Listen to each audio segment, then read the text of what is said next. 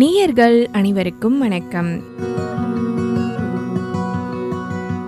இன்று நமது புதிய உதயம் 91.2 சமுதாய வானொலியில் ஒளிபரப்பான தகவல் களஞ்சியம் நிகழ்ச்சியின் சிறு தொகுப்பினை இந்த பதிவில் கேட்கலாம்.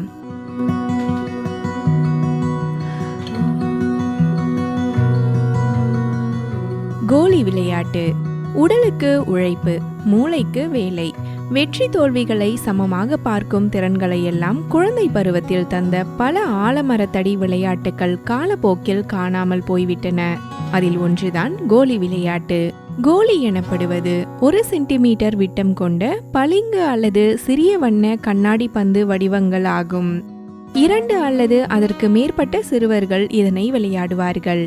நிலத்தில் ஒரு ஆழமற்ற குழி தோண்டப்பட்டு அந்த குழியை நோக்கி கை விரல்களின் ஊந்து விசை அடி மூலம் கோலியை அடித்து குழியில் விழ வைக்க வேண்டும். இந்த செயல்முறையில் இடது கையின் ஆள்காட்டி விரலில் பளிங்கு கோலி பிடிக்கப்பட்டு பின்னர் வலது கையின் ஆள்காட்டி விரலின் அழுத்தத்தால் வில் நான் போல் பின்னால் விரல் வளைக்கப்பட்டு பின்னர் கோலி விடுவிக்கப்படும். இடது கட்டை விரல் தரையில் உறுதியாக தொட்ட நிலையில் இருக்கும்.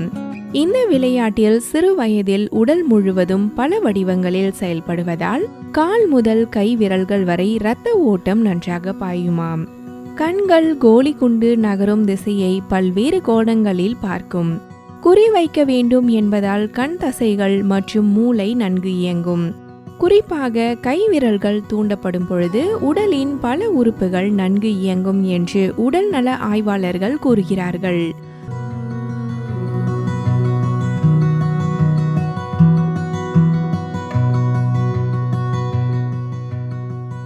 நேயர்களே, இது போன்ற பல பயனுள்ள தகவல்களை தெரிந்து கொள்ள நமது புதிய உதயம் 91.2 சமுதாய வானொலி நிலைய நிகழ்ச்சிகளை கேளுங்கள். நன்றி நேயர்களே.